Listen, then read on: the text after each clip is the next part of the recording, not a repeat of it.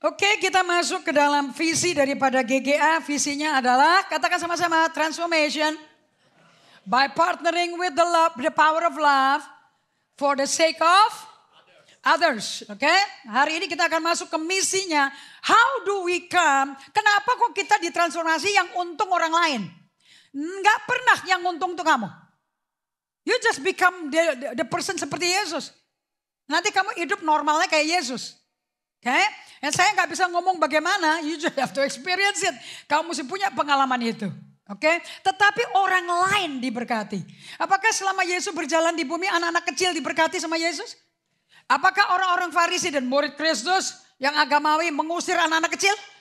Apakah murid-muridnya Yesus mengusir orang berdosa? Mengusir wanita pendarahan 12 tahun? Kejam gak tuh? See, that's cruelty of religion. Itu kekejaman daripada agama tuh. Makanya jangan kamu tuh pengikut Yesus. Oke, kita review kembali ya. Siapa yang baru pertama kali datang ke tempat ini, kecuali keluarganya Pak Minto tentu. Siapa yang baru pertama kali datang kemari, angkat tangannya. So we welcome you, dan saya mau tahu supaya Anda tahu, so you can keep up dengan kenapa kamu ada di GGA. Anybody yang baru pertama kali atau you are new di GGA? Anybody? Everybody is old. Oke. Alright, kita akan belajar hari ini bahwa panggilan Tuhan pertama kali bagi murid-muridnya 3 kata, bahasa Indonesia, 2, 3. Mari ikutlah aku. Oke, pakai bahasa Inggris, come and follow me. Yesus gak pernah promosi diri, pakai e-flyer, pakai Instagram, pakai stensilan. Come, dengerin pengajaranku. Ayo datang, dengarkan, percaya deh sama aku. Gak pernah. Dia cuma ngomong 3 kata. 1, 2, 3. Come and follow me. Apalagi bahasa Inggrisnya? Come. Bahasa Indonesianya? Mari ikutlah aku. Oke, so kalau bisa masukin ke slide-nya, keluarin slide-nya ya. Come and follow me. Itu adalah panggilan Yesus yang pertama kali. Dan pertanyaan pertama yang murid-muridnya tanya kepada Yesus adalah, Rabi, di mana kau hidup? Yohanes 1 ayat 38. Guru, di mana kau hidup? Nah, kata hidup itu kalau Anda pakai e-short Bible, Anda pakai konkordansi Alkitab, langsung Yohanes 1 ayat 38. Where do you stay? Di mana kau stay, hidup? Kalau kalian klik konkordansinya, bahasa Grekanya adalah meno. Meno, M-A-N-O artinya stay, remain, abide. Nah itu dipakai sama Tuhan Yesus pada khotbah dia terakhir sebelum dia dikhianati oleh Yudas. Oke, so buka sebentar ke Yohanes 15. Ini doa dia sebelum dia ke kayu salib. So saya mau kalau Anda baca Alkitab Anda tahu kronologisnya ini kapan ya terjadinya, ini momennya kapan ya. Right, Yohanes 13 dia cuci kakinya, setan masuk kepada Yudas Iskariot, dia kabur, murid yang lain pikir dia mau beli roti, ternyata dia jual Yesus dengan transaksional 30 keping perak. Di Yohanes 15 Yesus dengan murid-muridnya sendiri dia kasih pesan ini. So saya mau tanya pada kalian, kata-kata apa yang paling berkesan bagi Anda pada waktu dalam hidup Anda? Apakah itu kata-kata orang yang paling kamu cintai, kamu sayangi, dan atau orang yang cinta kalian? Dan pesan terakhirnya yang paling penting. Betul apa tidak? Right? So kata-kata dari mami saya selalu beriang di saya sebelum dia meninggal. And dia sudah ngomong ini 5 tahun terakhir. Nanti kalau mami sudah selesai meninggal. Itu kok ngobrol mengenai meninggalnya dia itu udah biasa. Kita gak pakai air mata lagi itu.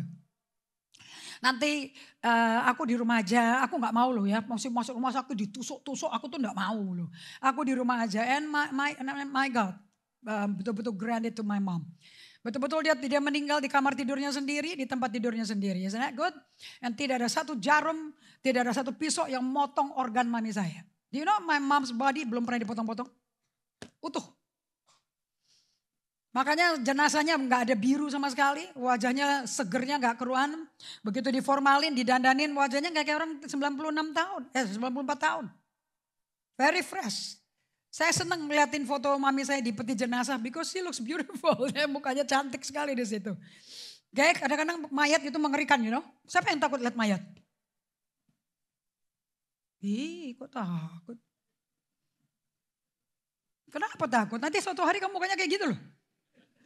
Makanya jaga badan. Jangan sekarang udah sakit liver, sakit ginjal, sakit apa nanti badannya beda. Karena organnya yang rusak, apalagi kalau sakit jantung pasti hitam. Begitu karena itu sumber darah kita. So Yesus kasih pesan terakhir. Ya pesan terakhir mamiku dia gak mau menderita. Dia gak mau buang-buang uang, dia gak mau mati di rumah sakit. Tapi kalau secara pemeliharaan prosedur mengatur jenazah. Buat keluarga yang ditinggal sebetulnya lebih enak kalau berpisahnya di rumah sakit. Karena semua paperworknya rapih. Cepat. Tapi kalau kita di rumah meninggalnya. Kita mesti lapor ke dokter, ke puskesmas. Baru bisa ke RT. Kalau enggak jenazahnya di situ aja. Sampai papernya selesai baru ambulans mau datang. Baru ambulans mau naik. Dia enggak mau ngangkat jenazah tanpa paperwork. Nah itu agak berat buat kami. Buat saya terutama. Karena kita lagi lost, saya lagi kehilangan. Lagi kehilangan mesti ngurus administrasi. Amin. Kayak kalian udah mesti terbang ke airport udah di Cengkareng terus tiba-tiba baru sadar pasportnya ketinggalan. Kamu tahu rasanya? Kita rasanya kepingin peluk, kepingin deket, kepingin nangis, meratap di samping jenazah. Ya udah gak bisa. Milih baju, pakai kenang-kenangan, udah gak bisa sama sekali. And Yesus dia kasih pesan yang bagus sekali. Dan dia berkata, aku ini pokok anggur yang benar. Bapakkulah pengusahanya. Jadi yang punya gereja di seluruh dunia global itu Bapak Surgawi. Setiap ranting padaku yang tidak berbuah dipotongnya. Dan setiap ranting yang berbuah dibersihkannya supaya ia lebih banyak berbuah. Kamu memang sudah bersih. Karena firman yang telah kukatakan kepadamu. Jadi kalau Anda butek, najis, rasanya gak bener, kacau. Baca Alkitab apa ya, nanti gak dimandiin kok. Tinggallah di dalam aku. Nah ini yang diperkatakan. Kata tinggal is the key. Meno, berdiam, remain. Kalau bahasa Inggrisnya ini remain in me. Tinggal di dalam aku dan aku di dalam kamu. Anda tahu ya artinya tinggal di dalam aku berarti Yesus itu adalah He is our refuge. Dia adalah perlindungan kita. Betul? Karena Yesus perlindungan kita. Jadi Yesus itu seperti payung. Berapa dari Anda mengerti? Payung itu tidak menghentikan hujan. Payung itu tidak menghentikan terik matahari. Right? Tetapi payung itu melindungi kita dari terik matahari. Correct? Payung itu melindungi kita dari air hujan lebat. Correct? So Yesus berkata, you remain in me because I am your refuge. Aku adalah perlindunganmu. Tangkap ini ya. And thou tahu ini. So arti bahasa sekarang bahasa kekiniannya setelah Yesus bangkit dari mati. Remain in me meanings dwell in me, abide in me means be in his presence. Kayak selalu berada di dalam hadiratnya. Nah, itu buku yang kalian mesti beli. Jurnal pribadi yang dicatat, dibukukan oleh murid daripada Brother Lawrence. Seorang biarawan yang bergaul sama hadirat Tuhan seperti Tuhan itu betul-betul apa yang didoakan oleh Yesus. Cara berdoa, datanglah kerajaanmu, jadilah kehendakmu di bumi seperti di surga. Berarti Tuhan tahu surga itu pada waktu Anda terima Yesus, surga sudah ada di kamu. Kerajaan surga sudah ada di kamu. Cuman yang kamu perlu latihan adalah awareness-nya. God awareness yang kamu mesti latihan.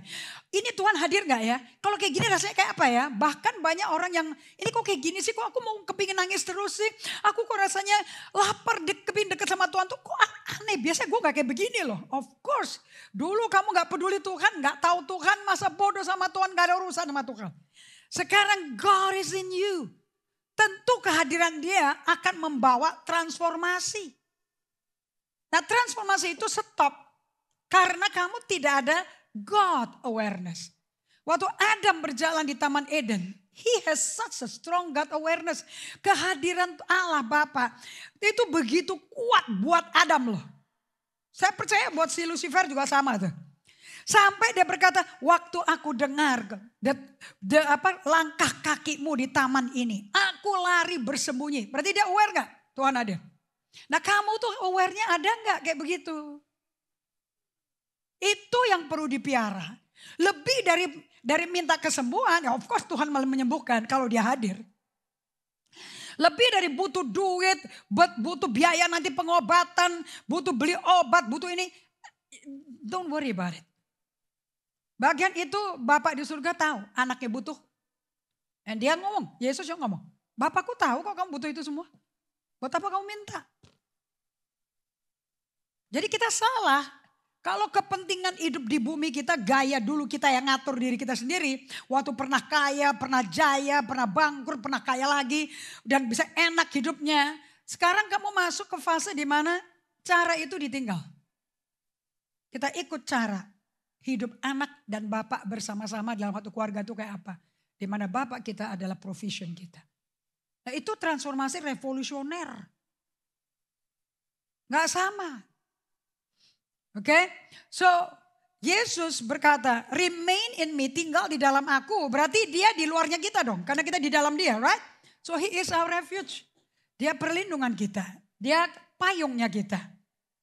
Stay there. Dan aku di dalam kamu. Berarti kita mabok sama Tuhan. Tidak saja dia bungkus di luarnya kita, bahkan dia penetrasi ke dalam kita. Nah, ini yang membuat kalian kalau baca kitab Kisah Para Rasul yang mengagumkan. Bagaimana Rasul Paulus bisa menyembuhkan orang sakit karena sapu tangannya jatuh. Bagaimana Elisa yang sudah almarhum, jenazahnya sudah di kuburan. Orang-orang Moab bawa jenazah, mau ngubur jenazah. Dan kepleset jatuh di atas kuburannya Elisa, bangkit dari mati. You see how thick, betapa kencengnya tebalnya daripada urapan dan hadirat Roh Kudus. Bahkan di jenazah masih tinggal. Same thing with Jesus. Nah mestinya kita adalah the embodiment of God's presence on earth. Badan kita tuh sangat dibutuhkan Yesus. Yesus kepalanya, kita tubuhnya. Dia gak punya siapa-siapa, gak punya apa-apa lagi di bumi. Kecuali badan kita. Untuk dia melakukan perbuatan supranatural. Untuk dia melakukan mujizat, he needs our body. Makanya kalau badanmu gak pernah dibikin diam, how can dia infus kalian, soak your body, rendam hidupmu di dalam hadiratnya. Amin. So tinggallah di dalam aku dan aku di dalam kamu. Sama seperti ranting tidak dapat berbuah dari dirinya sendiri. Ini khusus pohon anggur ya. Bukan pohon pete Cina. Pete Cina juga merambat loh. Nangkap ya? The only pohon yang menggambarkan hubungan kita sama Yesus cuman anggur. Di luar itu nggak ada. So kalau kalian berjalan-jalan di kebunmu dan kamu banyak pohon pete Cina, pohon-pohon merambat, vanila juga pohon merambat, but that's not like that. Oke, batang vanili dipotes masukin ke air masih tumbuh lagi. Tetapi anggur nggak bisa loh. Kamu potes carangnya dengan anggurnya, langsung kering mati. So jangan belajar tanaman lain kecuali anggur. We are the vineyard of God. Kita pohon anggurnya Tuhan. Kebun anggurnya Tuhan. Gereja is the vineyard. Tinggallah di dalam aku dan aku di dalam kamu. Sama seperti ranting tidak dapat berbuah dari dirinya sendiri. Kalau ia tidak tinggal pada pokok anggur. Demikian juga kamu tidak berbuah. Jikalau kamu tidak tinggal di dalamku. So Kim Walker dalam pertobatan dia tulis lagu Just Be. Just be here at your feet. Just be here on my knees. Nah itu yang jauh lebih penting dibandingin segala macam. Kalau itu gak dilakukan jangan khotbah, jangan bersaksi, jangan ngomong tentang ayat. Sebetulnya nginjil itu gak ada urusan dengan kutip ayat dan pasal loh. It's about what you're talking about. It's the message yang keluar dari mulutmu. Orang gak mau tahu pasal dan ayat, orang mau tahu kamu. Yang di dalam kamu apa itu? That will be the next topic ya. Jikalau kamu tidak tinggal dalam aku, if you don't abide, meno, remain. Sama dengan Yohanes 1 ayat 38. Akulah pokok anggur ayat 5 dan kamulah ranting-rantingnya. Barang siapa tinggal di dalam aku, katakan barang siapa. Berarti ini kasih karunia gak nih? Bahwa kamu gak perlu qualified loh. You can be, kamu bisa rampok, germo, pelacur, pengedar narkoba, Oke, kamu bisa tukang beca, kamu bisa pembunuh, kamu bisa tukang rampas, pencoleng, pengkhianat, pemfitnah. You can be anybody. Anybody. Mau pengkhianat, mau pembunuh berseri seperti Rasul Paulus. Tinggal di dalam aku dan aku di dalam pembunuh itu, ia berbuah banyak. Sebab di luar aku, kamu tidak dapat berbuat apa-apa. Barang siapa? Anybody. Katakan barang siapa? Ngomong sama kiri kanannya ya siapa aja. Mbokmu, ART-mu, supirmu, sapamu, jembel-jembel pemulung yang langganan ngambil kotoran di rumahmu. Siapa saja. Jika siapa saja tidak tinggal di dalam aku, ia dibuang keluar seperti ranting dan menjadi kering. Kemudian dikumpulkan orang dan dicampakkan ke dalam api lalu dibakar. Jikalau kamu tinggal di dalam aku. Jadi kalian lihat ya. Melalui pelajaran ini, melalui perkataan Yesus ini kalian lihat gak? Bahwa hidupmu sial apa enak is up to you. It doesn't happen, gak tergantung sama agama apa mo. It's up to you. Kamu tinggalnya di mana? Jangan bilang sejak aku jadi Kristen aku susah. No, it's up to you. Kamu jadi Kristen, ber-KTP Kristen, ber-SIM Kristen, atau kamu diam di dalam Yesus? Dan apakah Yesus diam di dalam kamu? So saya mau tanya, kekristenannya tergantung pada pendetanya. Ya, pendetanya tergantung 100% sama pendetanya? Tidak sih. Cuma si pendeta mesti ngalami secara pribadi, kalau enggak dia enggak bisa jadi model. Tapi setelah di model ini up to you again. Terserah kamu lagi dong. Makanya Paulus bisa ngomong 1 Korintus 11 ayat 1. Kamu ikutin aku seperti aku ikut Yesus. So kalau kamu tidak ikut aku seperti aku ikut Yesus. Kamu ikut aku untuk motivasi lain. There's something wrong with you. Kamu gak akan dapat apa yang Yesus sediakan bagi kalian. Ada telinga di sini. Ada manusia di sini. Kalau ada orang katakan amin. Katakan masa depanku, kehidupan sehari-hariku, gak tergantung pendetanya. Gak tergantung dia sentuh hidupku apa tidak. Tergantung apa yang kuputuskan berdasarkan apa kata Yesus. Do you understand? So kita gak ada utang budi loh. Gak bisa ada ikatan jiwa loh. You cannot be better with your pastor.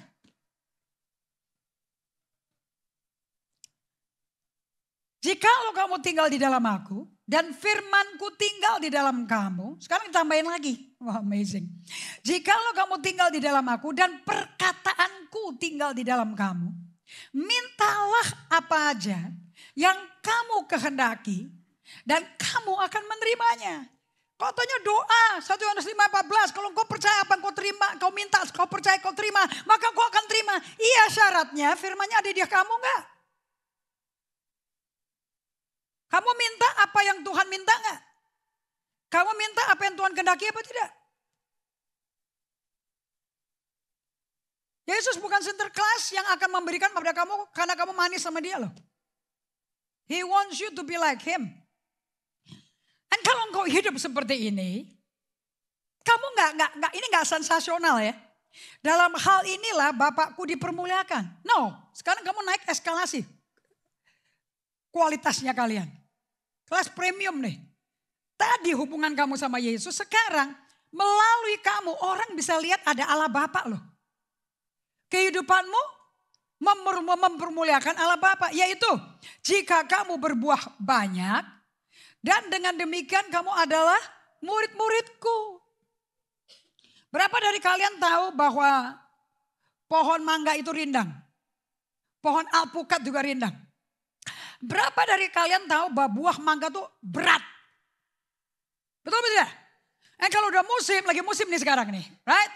Lagi musim di Meksiko, lagi musim di negara-negara yang semi tropis, di Miami, Florida, lagi musim di Probolinggo. Mana orang Probolinggonya? Pemain drum kita hari ini Probolinggo, men. Tepuk tangan dong. Masa Kelapa Gading nggak memproduksi pemain drum, mesti dari Probolinggo loh. Tapi ini orang Probolinggo tidak datang kemari untuk cari kerjaan ya. Dia kemari untuk belajar just be with Jesus. Okay, nothing more than that. Tapi kerjaan pasti datang if you are being with Jesus. Kerjaan tidak datang. Kalau engkau mau kerja, buktikan kemampuanmu, buktikan skillmu, talentamu, but you are not with Jesus. You will look for a job. Tapi kalau you are be with Jesus, Jesus give you the calling. Give you the mission. Give you the commission. Gak ada orang nganggur. Mana ada sih hamba Tuhan nganggur? Masa saya tinggalin 7 perusahaan untuk nganggur? Dan saya tidak melayani cari duit loh. Saya gak cari nafkah dari khotbah loh. Far from it. Blessing bisa datang melalui siapa saja, kapan saja. Doesn't have to be from you. Doesn't have to be orang-orang yang kamu tolong. Gak ada timbal balik begitu. It has to be from the Father. Kamu kalau belum pernah dilepas dan tidak pegang 1 sen pun dari apa yang kau bisa yang merasa aman. You don't know what the Father can do for you. Sampai pengusaha-pengusaha pikir bahwa Ibu Indri masih ada deposito. Kagak ada, zero. Kredit card 12 saya potong semua, unlimited. Rekening semuanya kosong. Utang-utang bank untuk pabrik-pabrik kosong. Lunas. Debt free. Saya pelayanan debt free loh. I don't bring debt. But I owe my life to Jesus.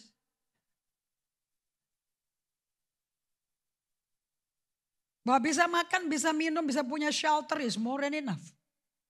Diterima orang, disambut orang. Yang penting saya di bawah atap dan dihormati. Mau pakai korden, mau pakai pintu, gak pakai pintu, pakai jendela, gak pakai tapak kaca. I don't care. Aku ada di rumah. I'm welcome. Yang paling penting buat saya di welcome sama tuan rumahnya. Saya tidak pernah diperlakukan gila dan kasar dan kurang ajar sama siapapun selama saya pelayanan. Di dusun-dusun, di kampung-kampung, di Sangir-Talau tidak pernah diperlakukan kurang ajar. I always have the best of the best yang tempat itu bisa berikan. Because I always been thankful to God. Yang bikin saya betah di sana karena kuasa Roh Kudusnya nyata kok. Bukan karena khotbahnya bagus, mau khotbah apa? Mau panasnya 40 derajat Celcius di tepi pantai. Dan tidak ada AC, tidak ada listrik. Penemuan terakhir sebelum saya balik ke Manado adalah fan pakai baterai kecil. Pegang situ. That's luxury udah. Gak ada es batu. Kalau minum paling dingin hanya air kelapa dan orang mesti manjat dulu. Sekarang AC itu kemutlakan. Aku gak bisa hidup tanpa AC. Really? Kamu gak bisa hidup tanpa firman Allah. Dan ini kenyataan. Kamu buka sebentar, saya bengkok sebentar ya. Buka ke ulangan 8, ayat 1 sampai ayat 4. Saya belajar dari Kasuke Koyama. Dan dia menulis buku The 3 Miles per Hour God. Allah yang berjalannya 3 mil per jam. Ternyata bagi semua olahragawan, fitness maniak, kita kalau berjalan kaki itu ternyata kecepatannya cuma 3 mil. And that's how fast God walk. Satu hal yang saya belum pernah lihat yang Kasuke liatin ke saya. Bersyukur kepada Allah karena kebaikannya. Dan kalian gak bisa,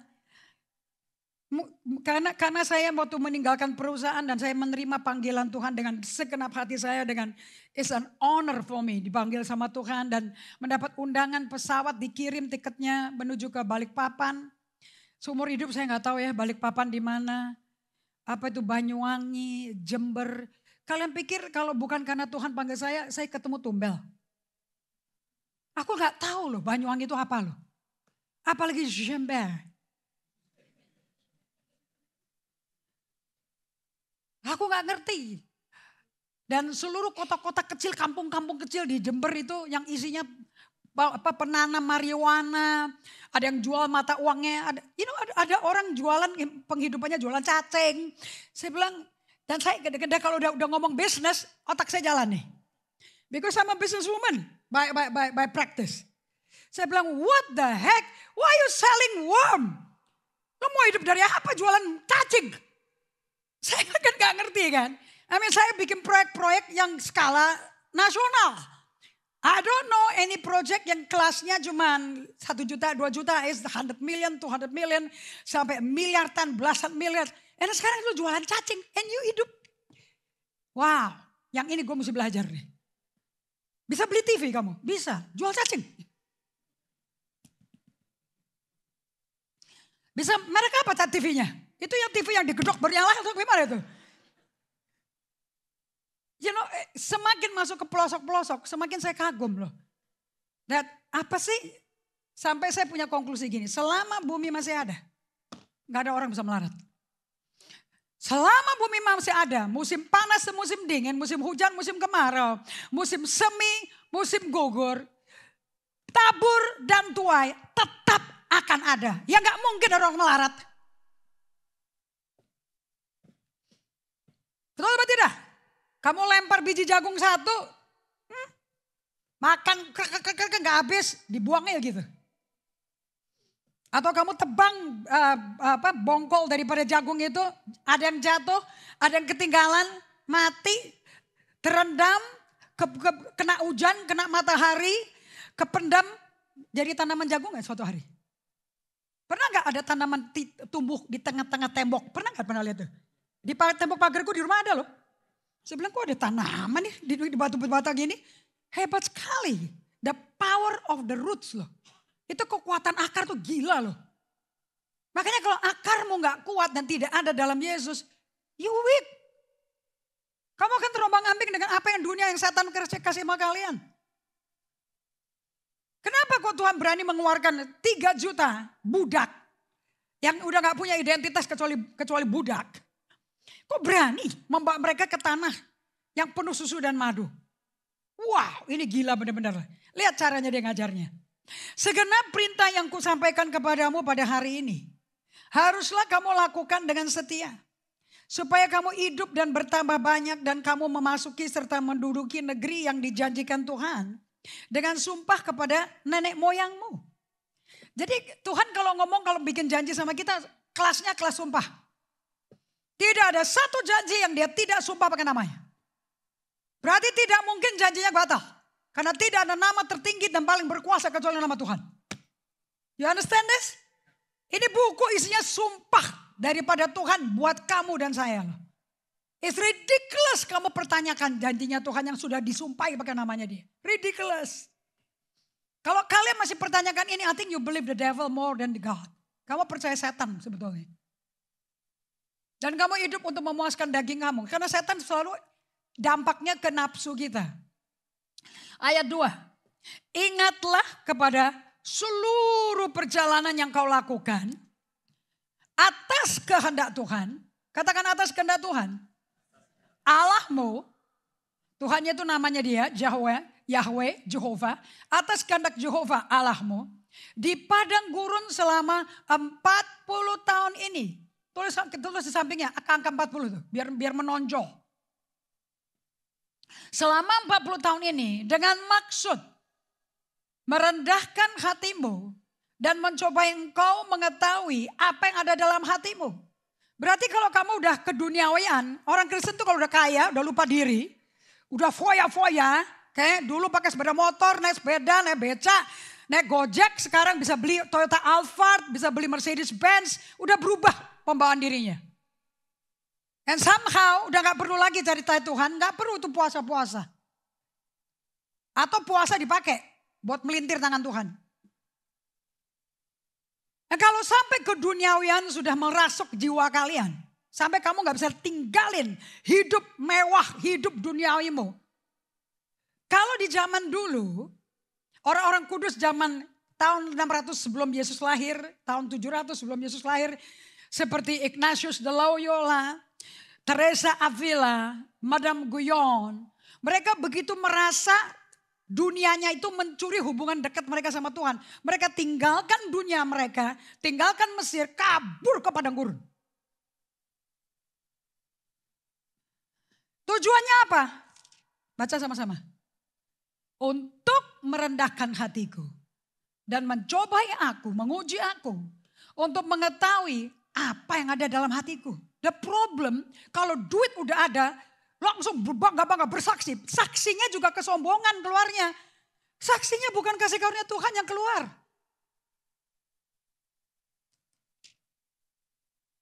Betul-betul kalau engkau mau rendah hati, let go dari apa yang menjadi jaminan hidup kamu. Kenyamanan kamu, and just run for God. Berada bersama Tuhan di padang gurun. Wilderness is always the key. John MacComber berkata, solitude silence is not about ke rumah doa. It's not about diam. Solitude silence selalu dilambangkan dengan pada waktu Yesus dipenuhi Roh Kudus dan dibawa Roh Kudus ke padang gurun untuk dicobai iblis. Di padang gurun kamu ketemu dua makhluk. Setan, penderitaan, dan Roh Kudus. Kamu cuma ketemu dua pribadi ini. Kamu akan ketemu setan di dalam kamu. And it will be very painful untuk tahu hatimu kayak apa. Kamu daripada sakit hati tersinggung kalau dibongkar, diinsafkan, ditegur, mendingan aja kamu ke padang gurun.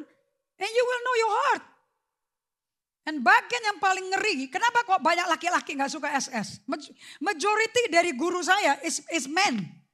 Tidak ada guru saya yang perempuan loh. Mostly are men. Tapi laki-laki di GGA gak suka ke padang gurun. Berat. It just show bahwa kehidupan kamu, keamananmu, Tuhanmu, peganganmu adalah mamon. Karena kamu lebih nyaman ada di kerjaan daripada berada bersama Tuhan. Kalau betul-betul kamu melakukan solitude silence, basically kamu tidak memegang kendali hidupmu. Basically kamu serah terimakan kendali hidupmu ke tangan Tuhan. That's bottom line. That's bottom line. Walaupun dunia bergoncang, walaupun delima tidak bertumbuh, walaupun tanamanku, perkebunanku tidak ada buah, tapi aku bersuka cita, kata Habakuk, karena Allah pelihara aku. Pemeliharaanku tidak tergantung pohon berbuah apa enggak kok, pemeliharaanku tergantung Tuhan.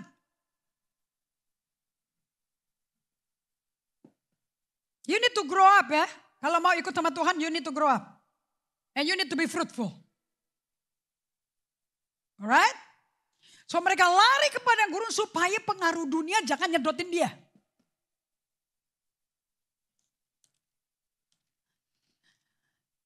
Salah satunya kalau Anda pakai buku Day by Day, salah satunya anak orang kaya namanya Anthony, dia tinggalin dunia selama 20 tahun. Keluar dari dunia itu, di padang gurun itu. Wow, di padang gurun sama seperti Ignatius de Loyola. Mereka ngalami yang namanya ketemu dirinya, ketemu setan. Itu peperangan di padang gurun ngeri sekali dan sakit sekali. Tapi setelah mereka lulus dan mereka kalahkan iblis. Yesus untuk masuk padang gurun puasa 40 hari 40 malam. Dalam titik terlemah dia dibawa sama Roh Kudus menghadapi iblis.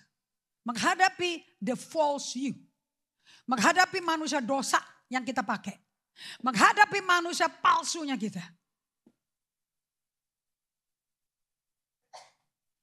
Dan Anthony keluar. Ada di buku di Bible semua kok. Dia menjadi satu hamba Tuhan yang membuat seluruh orang-orang di Mesir datang ke Yesus. Karena hanya datang ketemu dia. Mereka pada ketemu Yesus dan mereka mengalami mujizat. Hanya datang ke dia, tidak dikhotbahin. Karena hidupnya sepenuhnya is nothing but being in him, in Christ, and Christ in him. And tanpa padang gurun you cannot have it. Yesus masuk ke padang gurun, penuh Roh Kudus, dibawa Roh Kudus, dicobai iblis. Yesus keluar padang gurun karena iblis KO, gak bisa bikin Yesus menyembah dia dan menyembah dirinya. Menjadi narsistik. Yesus hidup dengan ada tertulis. Ada tertulis. Ada tertulis. Ayat Ulangan 8 adalah ayat yang dipakai sama Yesus menghadapi iblis. Yang pertama. And truthfully. Yang ada dalam dia cuma firman. Makanya Yohanes 15 ayat 8. Hidup di Yesus. Dia berbuah dan buahnya tetap. Minta apa saja diberikan Bapaknya. Ingat gak waktu dia doa di depan kuburannya si Lazarus? Yohanes 11. Bapak. Setelah dia masgul nangis, Bapak, kau tahu apapun yang kau minta, kau selalu jawab. Kelar, Lazarus, bangkit, buka batunya. Dan Lazarus keluar. Why? Kenapa kok doanya Yesus selalu dijawab? Because dia ada di dalam Bapaknya, Bapaknya ada di dalam dia, Roh Kudus ada di dalam Yesus, dan firman Bapaknya ada di dalam dia. Kan kita pengikut Yesus, kita mesti hidup kayak begitu. Nah look at Yesus. Setelah dia keluar dari padang gurun. Dia dipenuhi dengan kuasa Roh Kudus. Makanya kamu doain orang sakit tambah mati bukan tambah hidup. Karena you don't have the power.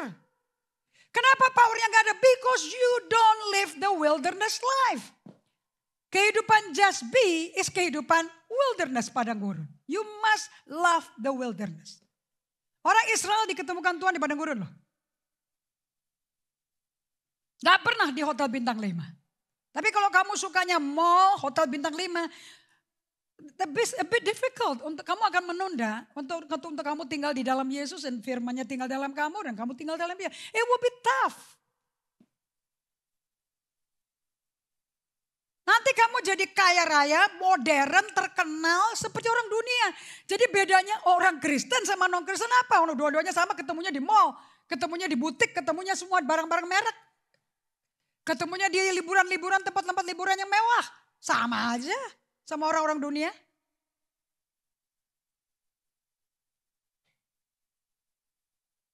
Nangkep ya? So mereka dibawa ke padang gurun untuk direndahkan hatinya.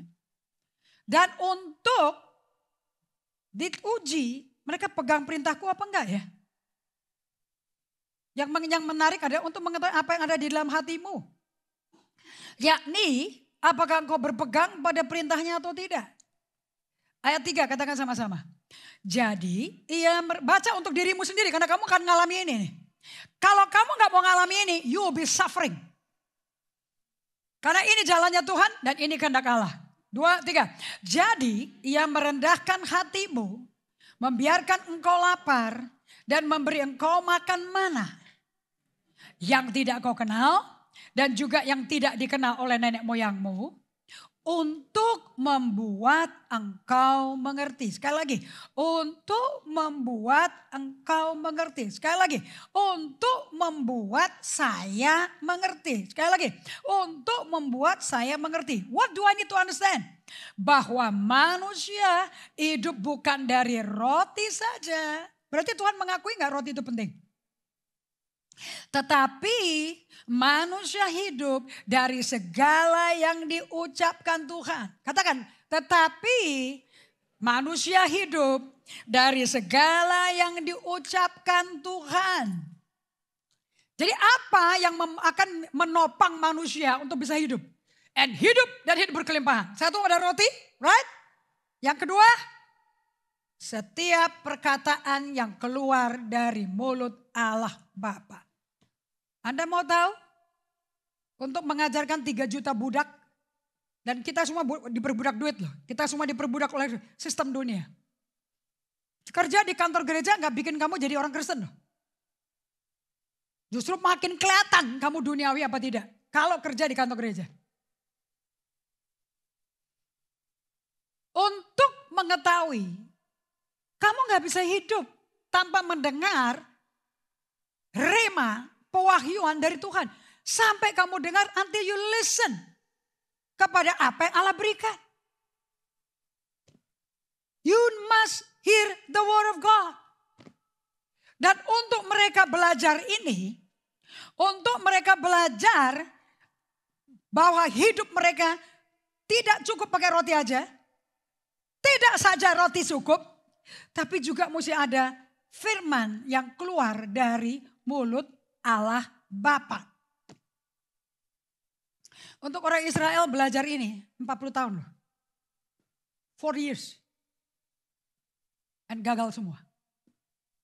Dan mati semua jadi bangkai. Mereka gak mau dengar suara Tuhan. Betul apa tidak? Waktu Allah muncul lewat Musa pada hari Pentakosta. Musa di Gunung Sinai. Dan orang Israel dipersiapkan untuk mengelilingi kaki Gunung Sinai. Tapi gak boleh dekat-dekat kakinya. Gak boleh nyentuh kakinya, kalau nyentuh mati. Ingat gak itu? Dan Allah memberikan kepada Musa 10 perintah Allah.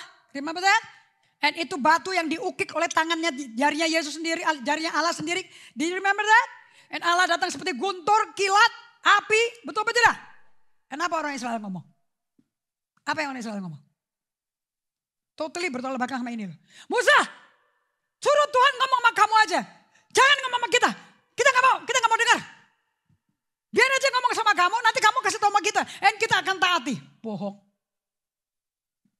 They never obey. Kalau mereka obey, gak mungkin maki-maki Musa tiap hari. Lebih baik gue mati di depan kuali gue di Mesir. Sekalipun dicambukin, sekalipun dipukulin, disiksa, gak dapat gaji. Tapi kita bisa masak sendiri di depan sungai Nil. Kita bisa makan pakai kendi, makan gudak. Allah lepasin mereka dari cambukan. Masa minta balik lagi? Demi perut? Because they don't want to hear the voice of God. Sekarang kontrasnya. Waktu Yesus masuk ke padang gurun. Dibawa Roh Kudus loh yang bawa. Kamu akan dibawa Roh Kudus. Siapa bilang kamu akan eksim?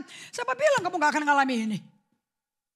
Roh Kudus bawa kamu ke musim kekeringan. Siapa tahu bisnismu kering, bisnis gak ada income, jualan apapun gak laku, coba apapun gak laku, dibantu pun tetap gak jalan. Pernah gak ngalami kayak gitu? You mandek. I mean you just dead. Sampai kamu teriak, di mana sih? Ada Tuhan gak sih? Gue udah capek tuh denger khotbah. Gak ada, bunyi gue gak ngalami. Siapa tahu itu padang gurunmu. Siapa tahu kamu lagi ngeliat setan di dalam kamu. The darkness in you.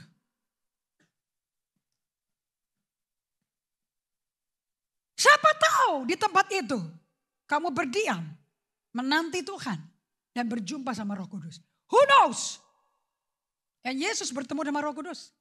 Dan iblis datang di depan dia. Kalau engkau anak Allah, setan kan dengar kan? Suara Allah kayak guntur loh. Pada waktu dia dibaptis Islam di Sungai Yordan oleh sepupunya, Yohanes Pembaptis. Bukankah langit kebuka? Bukankah suara Allah Bapa kayak guntur? Semua orang dengar kok. Ini loh anakku kepada yang aku berkenan. Kira-kira iblis langsung mentarget dia gak? Oh iya dong. Iblis kan musuh benci sempurna sama Allah. Kalau gak ada perang. Hamas gak akan nyerang Israel. Itu bukan urusan manusia bangsa mana. Itu demonic power. Ini spiritual warfare. Mana ada peperangan itu? Peperangan manusia mana ada?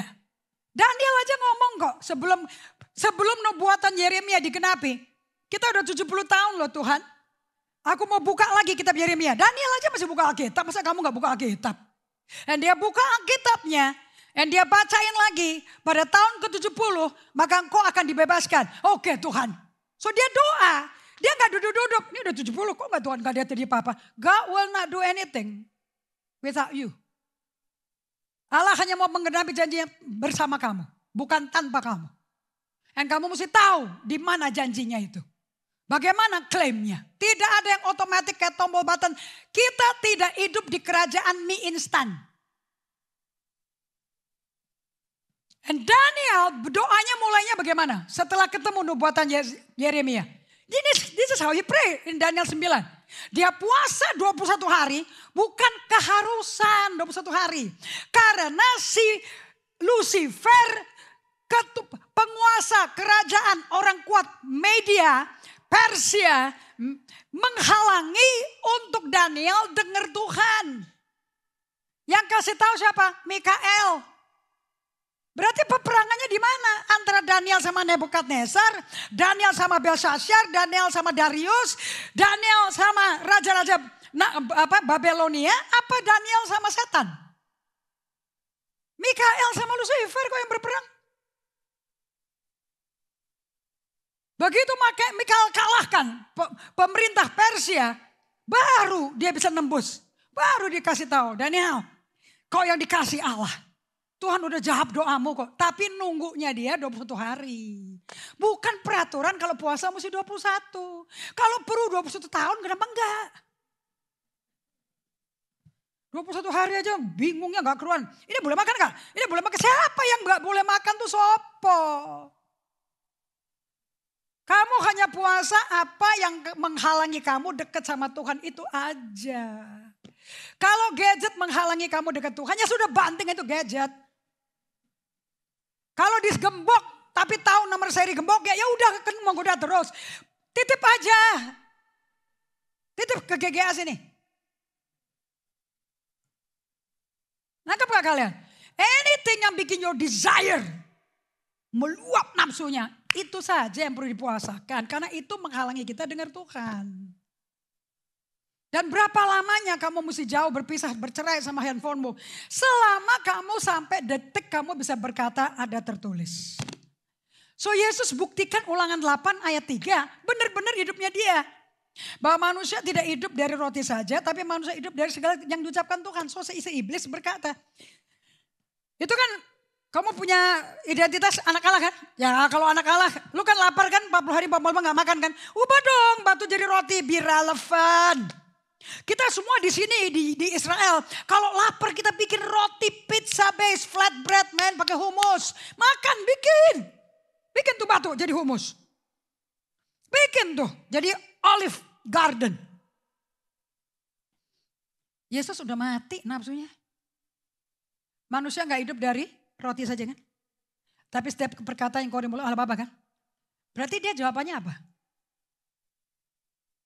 Ya itu yang dijawab. Ada tertulis. Manusia gak hidup dari roti saja. Setan perlu dengar ini. Jadi dia paling takut sama firman Tuhan. Karena dia tahu berkuasa. Allah berkata dia ditendang, ketendang kok tanpa ada negosiasi. There is power of God's word. Manusia gak makan dari roti saja ada tertulis. Tapi dari setiap perkataan yang keluar yang proceeds from the mouth of the Father. Yang keluar dari mulut Bapa. Mundur setannya. Sini. Gue bawa kamu ke tempat yang paling tinggi. Kamu lihat semua itu kerajaan. Milikku. Emang benar sah. Adam yang kasih. Sembah aku sekali. Aku kasih semua. Kalau dagingnya si Yesus masih hidup. Dia ketawa loh. Gila loh. Gue tonjok sekali. Lu tau gak gue raja. Betul dong. Tapi dia 100% manusia. Seperti kita. Dia lepaskan kealahannya. Di pencobaan itu kita tahu. Filipi 2 ayat 6-7 sah. Dia lepaskan hak kealahannya sebagai hak yang tidak perlu dipertahankan. Dia menjadi manusia, menjadi hamba, menjadi dosa dan mati terkutuk. Sah. Jadi Yesus membuktikan Ulangan 8 ayat 3 model hidup kayak begitu tuh di tengah pencobaan. Udah tahu sakit leher, udah tahu radang tenggorokan, udah tahu sakit liver, udah tahu kolesterol setinggi-tinggi apa. Gak apa-apa, cuma sekali kok teman-teman selnya tuh. Gak apa-apa, cuma sekali, enak. Kali ini benar-benar enak. Lo nyoba aja gak mati gak? Kan lu gak makan tiap hari. Suara setan gila gak tuh? Dan saya tanya anggota Kersel. Ada di mana? DGGA. Biasanya berkumpul di mana? Kalau sampai Apostle Indri tahu, biasanya berkumpul di mana? The Nest. Kalau kamu berkumpul di GI, kamu berkumpul di Plaza Indonesia, kamu berkumpul di Plaza Senayan, di Sensi, I don't know. Kuping saya bukan kupingnya Roh Kudus. Tapi semakin jauh menghindar makanya dari Apostle setelah khotbah ini, saya tahu kemana kau pergi. Dan saya tahu nafsu-nafsu apa yang tak tertahan di situ. Dan ayat 4, katakan sama-sama. Dan pakaianmu tidak menjadi buruk. Oh saya maaf. Ayat 3. Jadi ia merendahkan hatimu, membiarkan kau lapar, memberikan kau makan mana yang tidak kau kenal. Jadi mana artinya apa itu? Aku gak kenal. Itu artinya mana. Jadi jangan bikin perusahaan mana. Berarti perusahaan apa itu?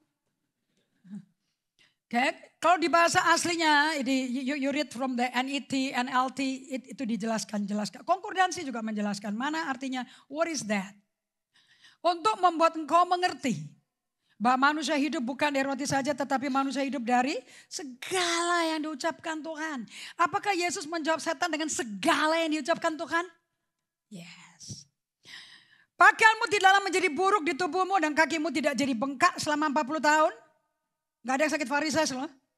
Maka haruslah engkau insaf. Bahwa Yehova Allahmu mengajari engkau seperti seorang mengajari anaknya. Siapa yang senang ngajarin anak kecil? Putra putrimu yang kecil-kecil.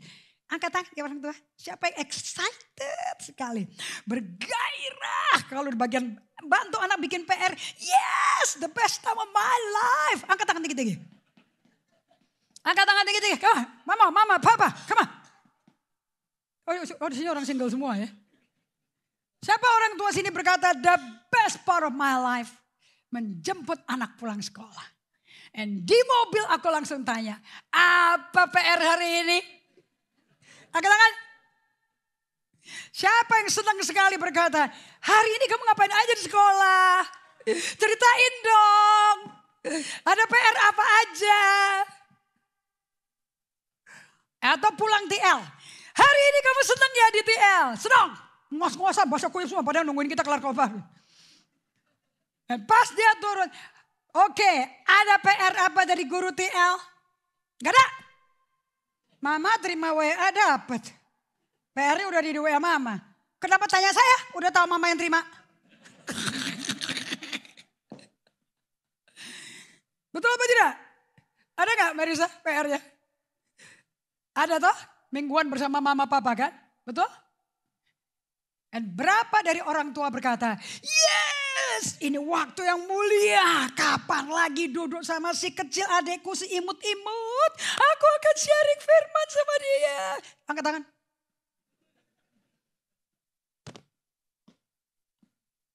Berarti firman ada di mana? Di kepala atau di hatimu? Because you don't have desire. So Kosuke Kayame berkata, untuk mengajarkan orang Yahudi, orang Ibrani yang diperbudak di Mesir 430 tahun. Menjadi pelaku, hidup menanti kata-kata bapaknya ngomong. 40 tahun gagal.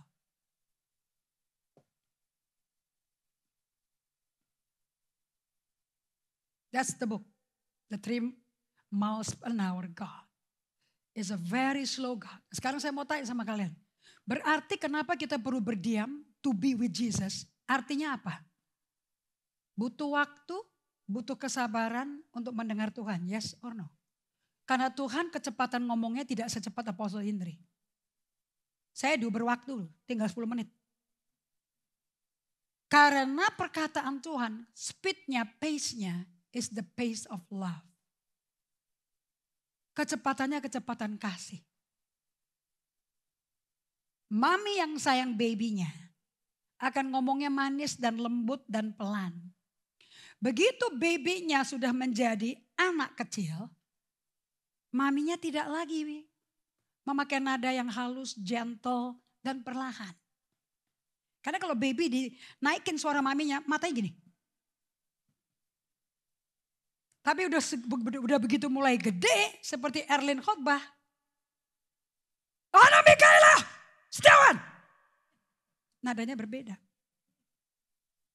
Jadi yang perlu dididik si anak itu didik apa? Ulangan 8 ayat 3. Nah, kamu gak bisa hidup hanya makan toh. Makanan perlu. Karena ada badan. Perlu nutrisi. Tapi kamu perlu dengar dari setiap perkataan papa dan mama. Jadi kalau papa dan mama ngomong, diem ya nak. Matanya lihat ke mama.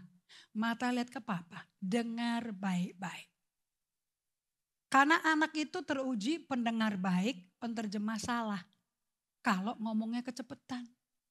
Dan nadanya kurang tepat. Undangannya sama. Yuk makan yuk. Ayo makan. Sama kan undangannya? Apa yang beda? Kenapa intonasinya Pak Agun? Apa? Keras. Itu volume keras. Intonasi bukan volume. Apa intonasi? Nada penyampaiannya. Yang kedua frustrasi orang tuanya. Bohwat. Angkat tangan. Yang pertama lagi jatuh cinta orang tuanya. Nah anak itu baru bertumbuh di nuansa jatuh cinta. Kalau gak ada kasih dia gak bertumbuh. So kalau anak tiap hari bilang, makan, gak usah makan. Yaudah gak usah makan. Siapa yang pernah kayak gituin anaknya? Jujur, lihat tuh. Thank you untuk kejujuran. Udah bagus setengah mati mama siapin. Rewel aja. Pilih mau makan. Makan apa gak makan, terserah. Kira-kira tuh anak, lu kabatin gak?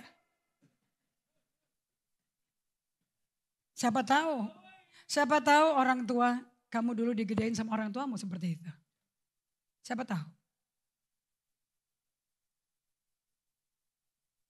So untuk kamu belajar untuk mendengar suara Tuhan, not easy. Anda mau tahu kenapa kamu gak mau latihan? Karena kamu sudah terbiasa dengan ritme. Cepat. Ini benar-benar. Aduh nanti baru melakukan apa yang jam itu mesti dilakukan. Pikirannya udah jalan lagi kemana lagi. Aduh nanti gimana ya, nanti macet lagi. Sampai apa yang dikerjakan gak dikerjain lah. Salah semua. Terus ketemu bos Indri Gotama. Mana printnya? Mana catatannya? Mau catatan apa? Tadi saya udah WA, lu gak baca?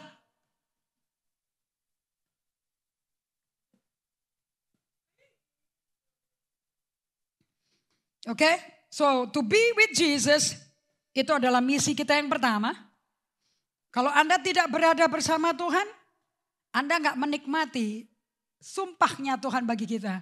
Aku tak pernah tinggalin kamu, aku gak pernah biarin kamu. Nah, I'm always with you. Jadi kalau ada orang bertanya, mana ya Tuhan? Di mana kau? Masa gue mau makan garam? Kira-kira jawaban Tuhan di mana? Apa jawaban Tuhan? Satu hamba Tuhan yang anaknya ketabrak truk, dilindes, palanya hancur. Dia cuma lihat pecahan dari otak-otaknya dan tengkoraknya. Dan waktu dia mesti pimpin euloginya, kedukaannya, wake service-nya. Pertanyaan dia seperti ini sama Tuhan, dia share. Karena kehilangan anak kesayangan dan kedukaan itu kalau nggak diproses bisa bunuh diri kamu. You need to process loss, grief and loss. Dan kegunaannya luar biasa. Grief and loss is fantastic. Nggak ada pemuritan lebih sempurna kecuali melalui kehilangan dan kedukaan. So di dalam khotbahnya itu dia ngomong gini, I ask the Lord. Aku tanya sama Tuhan, where were you waktu anakku dilindas truk? Itu 2 minggu dia nunggu jawaban Tuhan. Sebetulnya bukan Tuhan nahan 2 minggu ya. Sama aja kayak si Daniel. Kenapa dia mesti tunggu 21 hari? Tapi kan Mikael mesti perang dulu. Betul apa tidak? So the battle is in the air, spiritual, bukan fisik. Kalau alam rohnya bersih, kamu akan dengar Tuhan. And Tuhannya gak di atas, di sini. Dan so Tuhan ngomong setelah dia lepas daripada marah, kecewa sama Tuhannya, gak terima. Dan dia gembala, dia pendeta. Terus dia konflik, aku ini pendeta, gue mesti nunjukin ke jemaat gue bahwa aku kuat. Kacau di jiwanya dia. Kemelut. Tapi pada hari yang ke-14 dia diam. Dia hanya duduk di luar di kebunnya dia sendirian. Gak ngomong apa-apa sama Tuhan, tidak pegang Alkitab. Dia hanya duduk. Dia mau ngerasain perasaannya kayak apa, mau nangis-nangis terserah. Dia hanya diam aja. Dan Tuhan jawab loh, lembut. Aku selalu ada di tempatku. Aku gak pernah ninggalin kamu atau biarin kamu. You cannot blame God. Dia bukan super Iron Man yang kerjanya nyelamatin kalau orang kena bencana, datang, Iron Man. It's not like that. The problem is pada waktu kamu mengalami apapun, matamu lagi lihat dia enggak? Makanya semua kejadian buruk selalu caught you off guard. Bikin kamu shock, kaget, kok begini. Loh, mata Tuhan kan gak pernah tertidur. Betul? Mata Allah gak pernah tertidur. Hei Israel, aku gak pernah terlelap, gak pernah tertidur loh. Jadi kira-kira Israel diserang Hamas, Allah lagi nonton gak? Yes or no?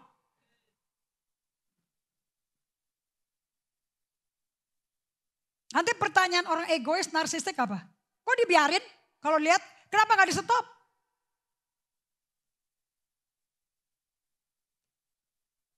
Tuhannya stop, Tuhannya ngomong, dia kirim malaikat.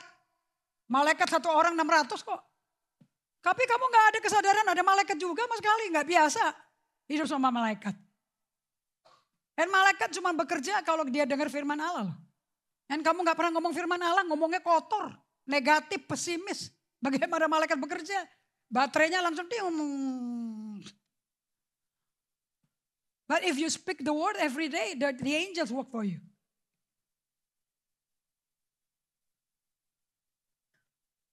Kamu gak ngerti kerajaan surga seperti apa. Kok marah-marah? Aneh. Kayak orang Indonesia migrasi ke Amerika. Terus marah-marah sama orang Amerika. Padahal kamu gak tahu itu budayanya mereka. Karena lucu kan. Kalau kamu berani marah-marah berarti kamu yang paling benar dong. Allah salah. So isn't it easy to blame God? Dosa di Taman Eden masih sama. Adam nyalain Allah. Lu sih kasih gue perempuan. Allah datang ke istrinya. Kenapa kau makan? Si ular. Kalau ular gak perlu ditanya. Karena gak serupa Allah, ngapain ditanya. Langsung aja dikutuk.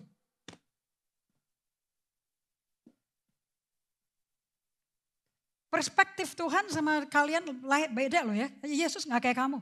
Kalau Yesus kayak kamu pasti ini gereja kosong loh. Aku gak mau ikutin kamu. I don't like you. We love you, but I don't like you.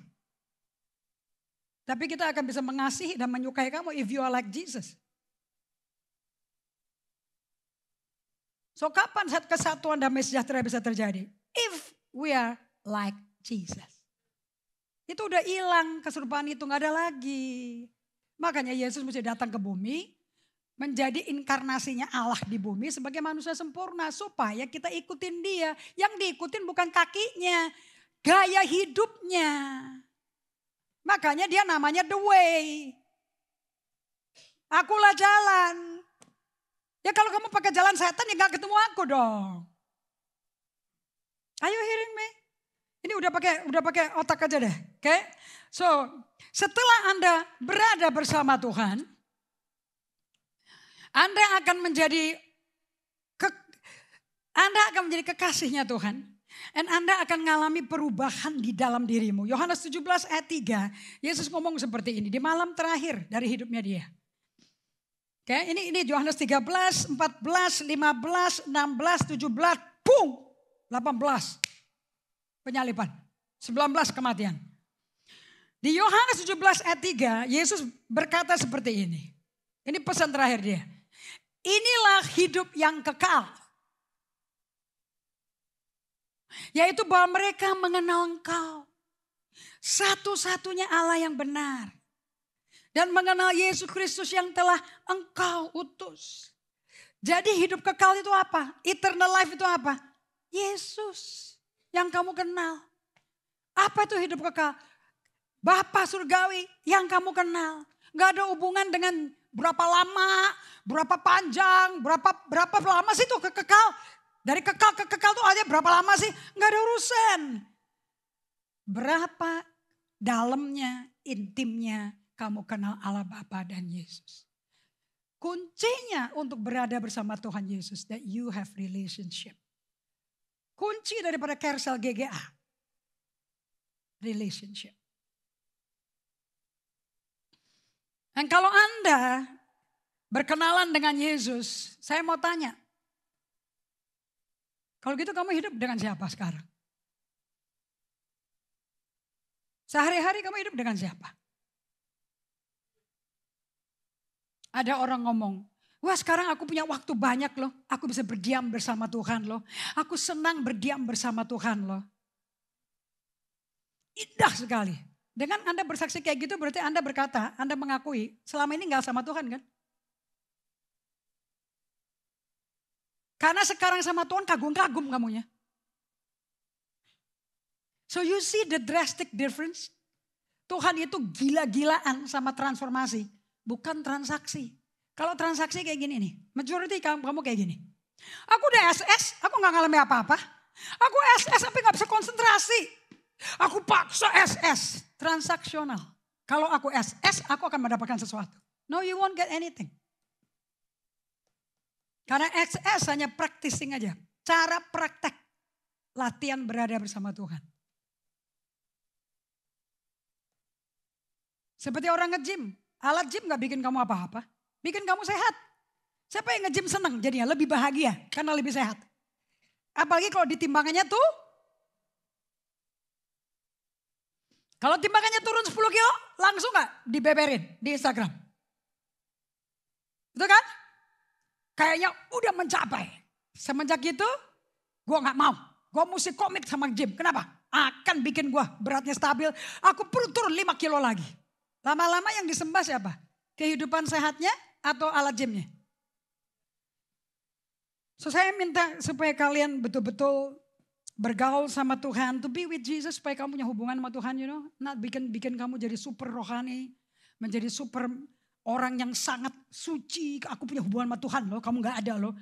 No. Kenapa juga kita SS? Number one, dia berkata kerajaan surga seperti seorang saudagar menemukan mutiara yang sangat mahal. Berapa dari kamu tahu mutiara itu adalah Yesus? Kerajaan surga seumpama seorang saudagar menemukan harta karun di ladang.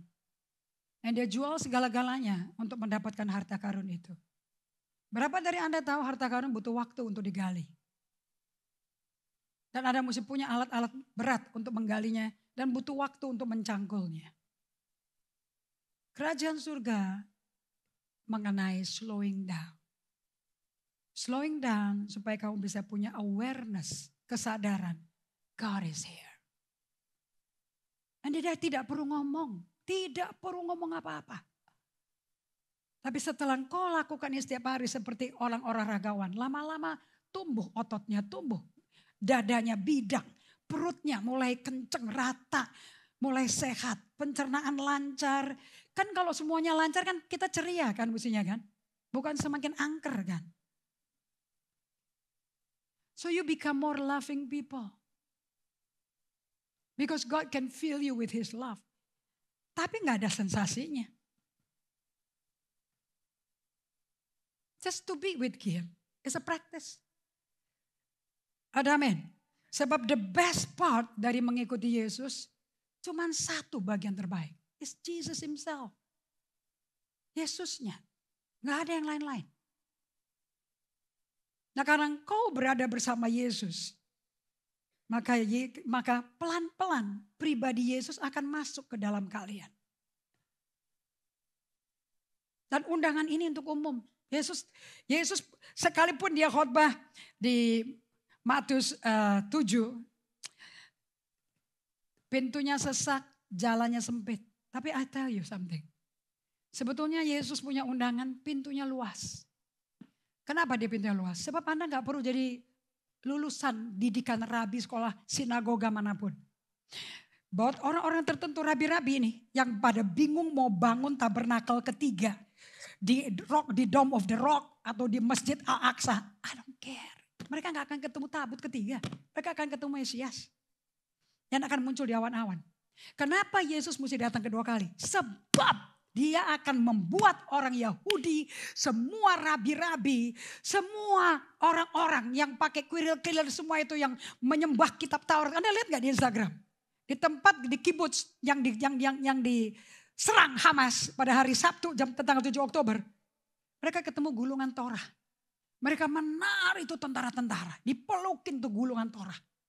Padahal tuh gulungan sudah menjadi manusia. Namanya Yesus. So Sakarya 12 ayat 10 adalah penggenapan kenapa Yesus mesti kembali. Demi bangsa pilihannya. Israel. Untuk melihat, aku melihat orang yang kita tusuk lambungnya pakai lembing. Ternyata dia betul Mesias. Nanti orang Israel akan ketemu. Dan mereka akan semua bertobat. Baru kita turun bumi yang baru, Yerusalem baru. Yesus menjadi raja selama-lamanya. Tidak perlu matahari, tidak perlu bulan, tidak perlu bintang. Tidak ada air mata lagi. Semuanya bersuka cita, damai, sejahtera. This is our ending kayak begitu. Masa kamu gak mau ikut Tuhan kayak begitu? Ada amin. So above all, kamu akan menerima harta yang paling Allah Bapa rindu kau miliki. Pribadi Yesus sendiri. He is your everything. Tundukkan kepala. Tuhan Jehovah menghadapkan wajahnya kepadamu dan memberi engkau damai sejahtera. Pulanglah dalam damai karena Tuhan Jehovah menyertai kalian. Dia tidak akan meninggalkan kau atau membiarkan kau. He is with you. Terima berkat ini. Di dalam nama Yesus yang seterima katakan, amin. Spend time with God. God bless you. Just be